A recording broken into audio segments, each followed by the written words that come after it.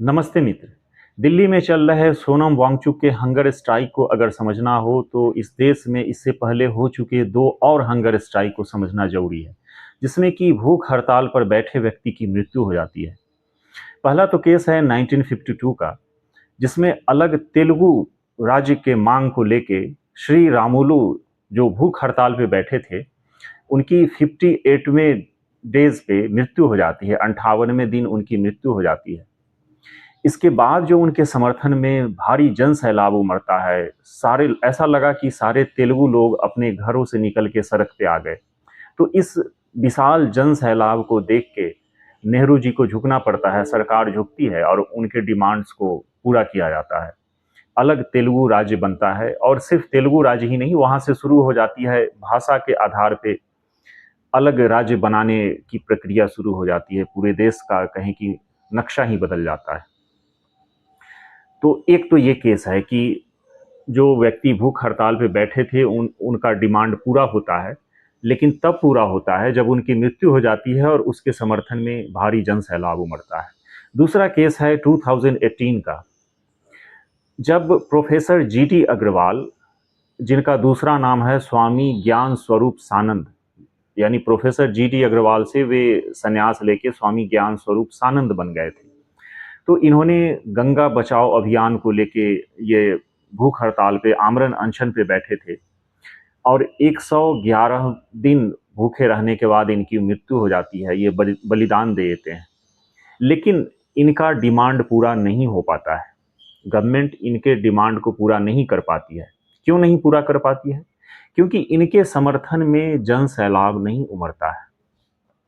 ये हरिद्वार के एक आश्रम है मातृ सदन, इस मातृ सदन में आमरण अनशन पे बैठे थे। तो इस हरिद्वार में, वो हरिद्वार जहाँ की हर साल करोड़ों लोग, करोड़ों श्रद्धालु भक्त आते हैं गंगा स्नान के लिए। सावन महीने में गंगा जल वहाँ से लोग ले जाके अनेक जगहों पे चढ़ाते हैं। बहुत भारी वो सावन का वो मेला होता है, वहाँ कांवड़ियों का मेला, करोड़ों कांवड़िए आते हैं। तो जिस हरिद्वार में करोड़ों गंगा भक्त आते हैं, उस हरिद्वार में एक गंगा पुत्र भूखे रहते हुए अपना प्राण त्याग देता है गंगा बचाओ अभियान को लेके, लेकिन कोई पब्लिक उनके समर्थन में नहीं आती है। आम पब्लिक को तो छोड़ दीजिए, आम जन तो आम जन है, आम है, किसी भी तरह पैर में लटके होते हैं, कब टपक जाएंगे उनका क्या ठीक। जो साधु समाज है, क्योंकि ये सन्यासी बन गए थे, ये साधु समाज भी इनके समर्थन में नहीं उतरता है। अनेक आश्रम हैं हरिद्वार में, ऋषिकेश में, पूरे उत्तराखंड में, जहाँ की लाखों साधु रहते हैं। अगर ये साधु भी इनके साथ खड़े हो जाते, इस मांग को लेके खड़े हो जाते, तो सरकार को झुकना पड़ जाता। लेकिन कोई साधु नहीं इनके समर्थन में आ पाया। साधु अपने अपने आश्रमों में लग्जरियस लाइफ जी रहे हैं। क्या चिंता उन्हें, गंगा बचे ना बचे, उनका लाइफ लग्जरियस ढंग से चलता रहे। बड़े बड़े आश्रम, आलीशान आश्रम बना रखे हैं साधुओं ने। अगर साधुओं के आश्रम को देखें तो ऐसा लगेगा कि किसी राजा महाराजा का किला है। ऐसे ऐसे आश्रम बना रखे हैं। और लेकिन ये साधु गंगा बचाने के लिए सड़कों पे नहीं उतर पाए। कैसे आएंगे? लग्जरियस लाइफ जी रहे हैं ना। कौन मरना चाहेगा? कोई गंगा पुत्र जीडी अग्रवाल, मैं कहता हूं कि पूरी मानव जाति के इतिहास में एक ही गंगा पुत्र पैदा हुआ, वो प्रोफेसर जीडी अग्रवाल है, और कोई पैदा नहीं हुआ। महाभारत में जो कहा जाता है गंगा पुत्र भीष्म, क्या वो गंगा पुत्र रहेंगे? वो तो अपने खानदान को बचाने के चक्कर में उन्होंने अपनी जान दी। गंगा पुत्र तो जीडी अग्रवाल ही हैं। तो गंगा पुत्र मरे जिए, गंगा रहे बचे, इससे साधुओं को भी कुछ लेना देना नहीं।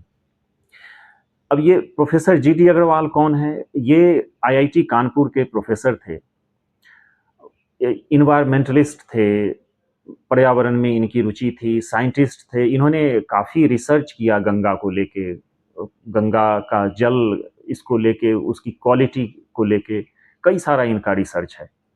तो जीनियस टाइप के लोग थे।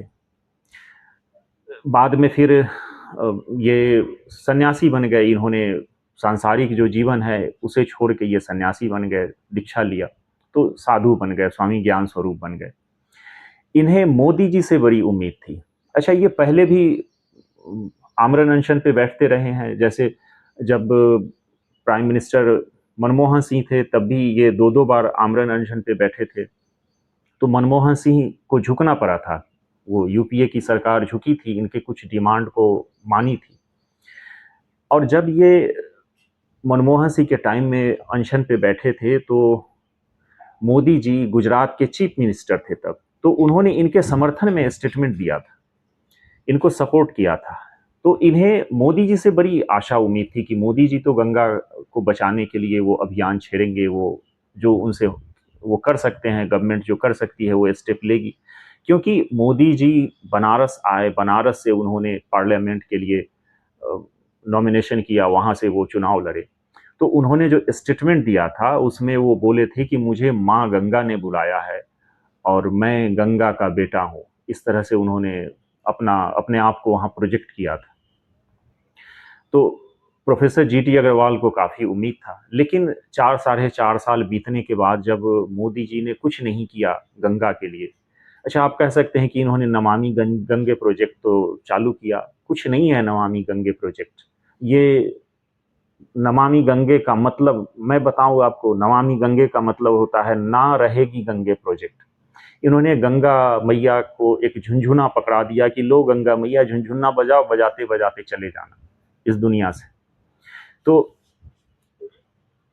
इन्होंने कुछ नहीं किया गंगा के लिए, तो हार के सारी उम्मीद जब इनकी खत्म हो गई प्रोफेसर जीटी अग्रवाल की, तब इन्होंने आमरण अनशन चालू किया और बार-बार इन्होंने मोदी जी को पत्र लिखा, लेकिन पूरे अनशन के दौरान कभी भी मोदी जी ने, गवर्नमेंट ने कोई नोटिस नहीं लिया इनका। और हैरानी की बात, जब इनकी मृत्यु हो जाती है, ये देह त्याग देते हैं, तब इनके मृत्यु के 4-5 घंटे बाद मोदी जी का ट्वीट आता है। इनको श्रद्धांजलि ये मोदी जी देते हैं। कैसा मजाक किया मोदी जी ने कि जब ये जीवित थे तब वो, ऐसा लगता है कि वे इसी इंतजार में थे कि कब ये प्रोफेसर साहब यानी ये स्वामी ज्ञान स्वरूप मर जाते हैं, जिससे बला टले, ये झंझट हटे। तो इनके मरने का ही वो इंतजार कर रहे थे कि ये मरे तो बात बने। तो जैसे ही ये मरते हैं, इनके इनको इनके समर्थन में, इनको श्रद्धांजलि देते हुए वे ट्वीट करते हैं मोदी जी। तो इस तरह का मजाक किया इन्होंने। अब वैसे मोदी जी को लेके मैं वीडियो के लास्ट में कुछ और बातें बोलूँगा। पहले इस विषय पे बात समाप्त कर लेते हैं। तो ये जो सिनेरियो इस तरह का जो बनता रहा है कि डिमांड पूरा नहीं हो पाया प्रोफेसर जीटी अग्रवाल का, इस तरह की जो स्थिति है, इसे देख के सोनम वांगचुक को अब डर लग रहा है, क्योंकि सोनम वांगचुक जिस तरह से आए, वहाँ उन्होंने हंगर स्ट्राइक चालू किया। उन्हें ऐसा लगता था कि बहुत बड़ी जो आबादी है, बहुत भारी संख्या में लोग उनके समर्थन में आएंगे उनके डिमांड को लेके।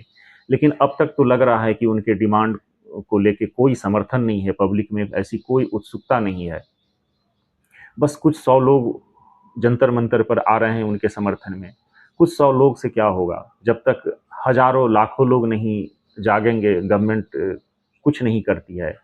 गवर्नमेंट, सोनम वांगचुक का एक स्टेटमेंट है कि वो कह रहे हैं कि मैं सरकार की आत्मा को जगाना चाह रहा हूँ आमरण अनशन के माध्यम से, इस भूख हड़ताल के माध्यम से। सरकार की आत्मा क्या जागेगी? पॉलिटिशियन वही बनता है जिसकी आत्मा ही मर जाती है। जिसकी आत्मा जिंदा है ना, वो पॉलिटिशियन नहीं बनेगा, बाकी सब कुछ करेगा, पॉलिटिशियन नहीं बनेगा। चाहे वो सत्ता में हो या विपक्ष में हो, मैं दोनों को कह रहा हूँ। ऐसा नहीं कि जो सत्ता में बैठे लोग हैं उन्हीं की आत्मा मरी होती है, जो विपक्ष में है इंतजार में है कि कब उन्हें सत्ता मिले।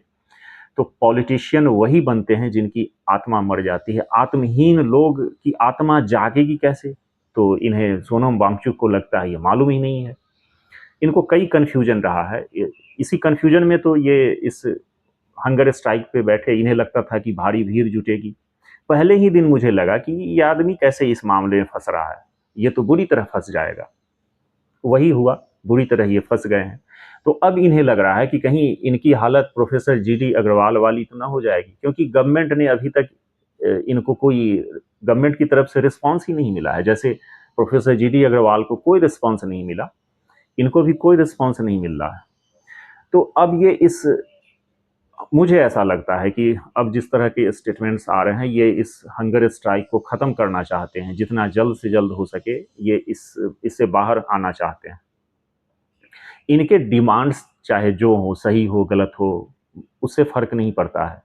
कोई व्यक्ति अगर अहिंसक ढंग से अपनी मांग इस डेमोक्रेसी में अगर उठाता है, तो उसके इस बर्ताव के लिए, उसके इस काम करने के ढंग के लिए उसको सपोर्ट किया जाना चाहिए। डिमांड से मतलब नहीं है, डिमांड हो सकता है इनका गलत हो, कई डिमांड्स से मैं भी सहमत नहीं हूँ। लेकिन इन्होंने जिस तरह से अहिंसक रूप से विरोध प्रदर्शन करने की कोशिश की है, मैं तो व्यक्तिगत रूप से इनके इस एक्ट को सपोर्ट करता हूँ। लोगों को भी करना चाहिए, इनके डिमांड्स को मैं नहीं सपोर्ट करता हूँ। तो इन्हें लगता है कि अब इन्हें इस आमरण अनशन से बाहर आना चाहिए। मुझे भी लगता है कि इन्हें इस अनशन को छोड़ देना चाहिए, क्योंकि जिस प्लेटफॉर्म पे ये जाके कॉकरोच जनता पार्टी के प्लेटफॉर्म पे जाके और जिस तरह से ये काम कर रहे हैं, ये इनका जो एक इमेज है, इनकी जो प्रतिष्ठा है, वो प्रतिष्ठा इससे कम हो जा रही है। इनको अगर पूरे देश को जगाना ही था, तो अलग ढंग से ये काम करते। वो एक अलग टॉपिक है, बातचीत का एक अलग विषय है कि कैसे इनको काम करना चाहिए था, ये बजाय कॉकरोच जनता पार्टी के साथ काम करने के। तो इनको तो अब ये अब समाप्त कर देना चाहिए हंगर स्ट्राइक को। जहाँ तक मोदी जी की बात है, मैंने कहा था वीडियो के बीच में कि मोदी जी के बारे में कुछ और मैं कहना चाहता हूँ। मोदी जी प्रोफेसर जीटी अग्रवाल के डिमांड को क्यों नहीं माने, जबकि जब वो बनारस आए थे पहली बार चुनाव के लिए, तो उन्होंने कहा था कि मुझे माँ गंगा ने बुलाया है, मैं गंगा का बेटा हूँ। खैर, गंगा का बेटा तो सिर्फ प्रोफेसर जीडी अग्रवाल ही हैं, लेकिन जो रियलिटी है वो बहुत ही मिस्टीरियस है। वास्तव में मोदी जी सिर्फ मोदी जी नहीं है, मोदी जी विष्णु के अवतार हैं, विष्णु के अंतिम अवतार, अंतिमावतार। वो 9वां 10वां 11वां इस फेर में मत पड़िए। विष्णु के ये अंतिम अवतार हैं, अंतिमावतार, मोदी मोदी अवतार विष्णु के। तो साक्षात विष्णु जी मोदी जी का रूप लेके इस धरती पर, इस भारत में पधारे हैं। और क्यों आए हैं, इसके पीछे मैं रीज़न आपको बताता हूँ। हुआ ये है कि जब से गंगा धरती पे आई है, तो करोड़ों करोड़ लोग गंगा स्नान करके अपना पाप धो लेते हैं। मरते वक्त लोग गंगा जल पीते हैं, उनका जो भी किया धरा पाप होता है वो सब धुल जाता है, वे लोग स्वर्ग पहुंच जाते हैं। तो इतनी बड़ी संख्या स्वर्ग में पहुंच गई कि स्वर्ग में अब कोई वैकेंसी ही नहीं बची है, कोई वैकेंट स्पेस ही नहीं बचा है। जैसे कि कोलकाता का हावड़ा स्टेशन ले लें या सियालदह स्टेशन ले लें, उसमें जब आप शाम के वक्त जाएंगे तो एक कहें कि एक सुई गिराने के लायक भी जगह नहीं बचता है, इतनी भी जगह नहीं होती है। ऐसी ही हालत स्वर्ग की हो गई है कि एक सुई रखने लायक जगह नहीं बची है, तो अब कोई व्यक्ति उसमें कहाँ से जाएगा। तो स्वर्ग में कोई वैकेंसी नहीं है, खचाखच भर गया है स्वर्ग। स्वर्ग की हालत नर्क जैसी हो गई, और नर्क है वो खाली पड़ा हुआ है।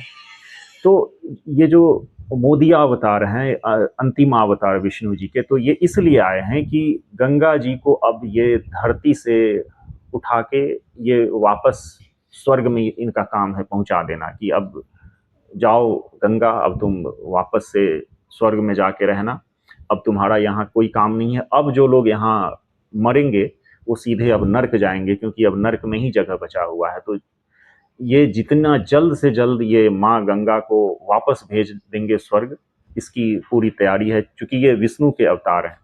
अच्छा, आप कहेंगे तुम्हें कैसे मालूम ये विष्णु के अवतार हैं, किसने कहा, कैसे तुम्हें पता चला? तो इस तरह मालूम चला कि चूंकि मैं मेडिटेट करता हूँ, ध्यान साधना करता हूँ, तो एक दिन मैं मेडिटेट कर रहा था, साधना में बैठा था, तो मैंने देखा कि शेषनाग गुजरता हुआ जा रहा है, हवा में उड़ता हुआ। बंद आंख थी मेरी, उसी में खुले आंख से तो वो दिखता नहीं। तो शेषनाग को मैंने देखा कि सामने से गुजर रहा है, तो मैंने कहा, कहाँ जा रहे हैं आप तो यहाँ के प्राणी हैं नहीं, आप तो क्षीर सागर में रहते हैं, वहाँ विष्णु जी आप पर विश्राम करते हैं। तो उन्होंने कहा, अरे मैं क्या विश्राम करूँगा, विष्णु जी तो इधर आ गए, मोदी अवतार ले लिया उन्होंने, अब मुझे मेरे पास कोई काम नहीं है, मैं वर्कलेस जॉबलेस कॉकरोच हो गया हूँ, तो अब इधर उधर भटक रहा हूँ। जब ये देह त्यागेंगे विष्णु जी, मोदी वाला देह त्यागेंगे, फिर तो मुझे काम मिलेगा, मैं क्षीर सागर में लेटूंगा और क्षीर सागर में मैं बैठूंगा और मुझ पे विष्णु जी यानी मोदी जी विश्राम करेंगे। तो इसलिए मैं भटक रहा हूँ इधर से उधर, मेरे पास कोई काम नहीं है, मैं कॉकरोच हो गया हूँ। तो इस तरह मुझे इसकी जानकारी मिली है। तो ये सारी स्थिति है, जो स्थिति है वो मैंने आपको बताया है। वैसे आप इन विषयों पे क्या सोचते हैं, कमेंट करके ज़रूर बताएं। बहुत बहुत धन्यवाद।